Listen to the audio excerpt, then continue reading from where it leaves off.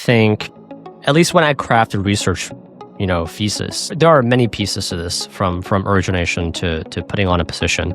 But it usually starts with a mosaic of an idea. Like a lot of the thesis crafting is storytelling. And once you have seen enough of these things playing out, how things could play out. You look at a ticker or any company, there are certain heuristics or mental models that eventually help an analyst. It's almost like a creative process where you come to, okay, well, if A, B, C, D, E all happen in synchrony, the token or the stock could be a lot higher. A good example, for instance, would be we look at Athena. And if you have seen this play out in traditional finance historically, one might have realized actually maybe at the AT is coming, the basis trade could actually be looped in a very recursive fashion aggressively.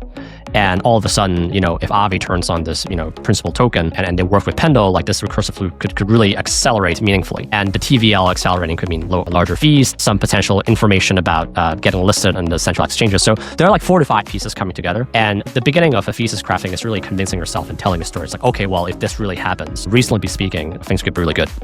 So that's the first part. There's almost an art to it.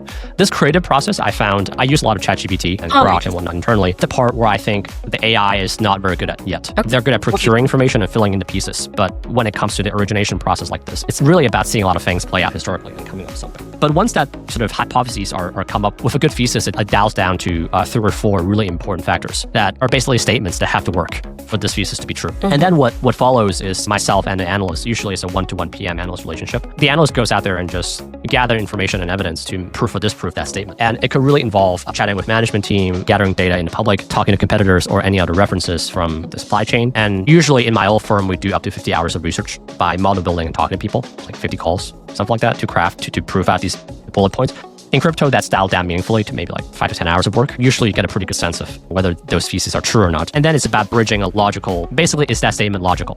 And what more information do you need as follow-ons for those statements to be true? So you have the thesis, you have the evidence and proving points, and then it comes down to potentially putting on a position to monitor if it's like really compelling. The reason to that is usually if a thesis does look compelling, it usually gets discovered by the peers, where there are folks who would be willing to put on sizable positions before everybody else having conviction. So there's this reverse auction process forces one to be preemptive in this position building. Also having a position and having the market trade telling you whether, usually when there's a thesis, the market gets pretty good at pricing it. So having that pricing validation is actually at times pretty helpful. You almost get a sense of whether the market tells you your thesis is right or wrong, right? In this sort of thesis building phase. But we put on an initial position, but also keep on monitoring maybe the 2 or 3 pieces of key info that we need to really prove the piece to be correct. And ideally, in the thesis building phase, aside from the 3 or 4 key bullet points, there will be key junctures on the timeline where the market tells you if you're right or wrong. So these are the key catalysts that you want to observe to validate your thesis. So we think there will be an exchange listing.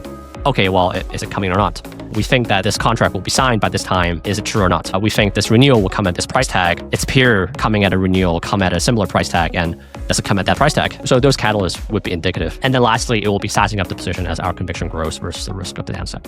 So that's the kind of the whole process of putting on position.